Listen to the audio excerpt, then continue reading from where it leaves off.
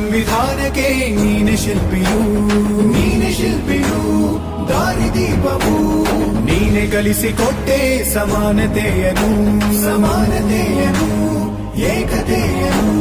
ರಾಷ್ಟ್ರ ಸಂವಿಧಾನಕ್ಕೆ ನೀನೆ ಶಿಲ್ಪಿಯು ನೀನೆ ಕಲಿಸಿಕೊಟ್ಟೆ ಸಮಾನತೆಯನು ನಿನ್ನ ಲೇಖನಿಯ ಬರಹ ದೇಶ ಗರ್ಜನೆ ಒಂದು ಮಾತು ಕೂಡ ಭೀಮ ಗರ್ಜನೆ ನಾಯಕ ನೀನು ಭೀಮರ